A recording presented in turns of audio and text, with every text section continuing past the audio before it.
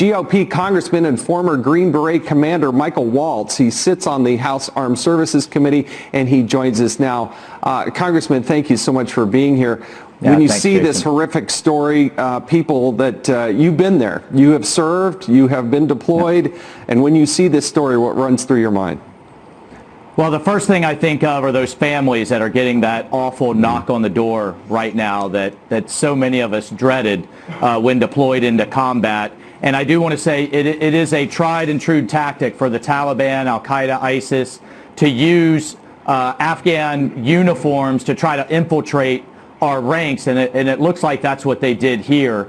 But bigger picture, Jason, all of these types of conflicts have to come to some type of political resolution. I certainly share the president's frustration, all of our frustration for how difficult this war has been.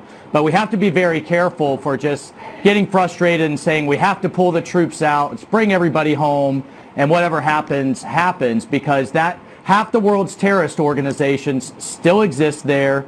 They are planning to sow chaos and overthrow this government. And then we will face what we did after Obama pulled out of Iraq too soon. We'll have ISIS 2.0 or 3.0, and then where are we, right? That problem will follow us home. Well, what does victory look like? I mean, this is what I've always struggled with. When I went to Afghanistan and I talked to the generals, I asked them to define what victory looks like, and nobody could name anything.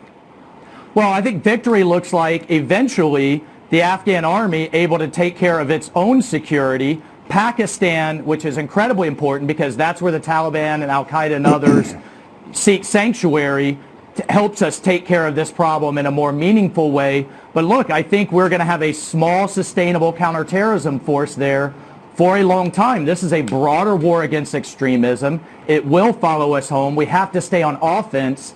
And Jason, we're either going to fight these wars in places like Kandahar and in places like the Middle East, or it will follow us home to Kansas City, Orlando, San Bernardino, and places like that. So where do we go in the meantime? I think we have a small counterterrorism force, and we have a small force training the Afghan security forces so that eventually they can take care of the problem on their own. Remember, we've been in South Korea now with 30,000 troops for 70 years, Japan with 50,000 since World War II. Really what this is about is American leadership. Well, this is the big debate, and I know the president really does want to bring them home. I thank you, Congressman, for your service and your deployments in the past, and our hearts and prayers go out to those families who, you're right, are waking up to some very, very sad news. So, Congressman, thank you again.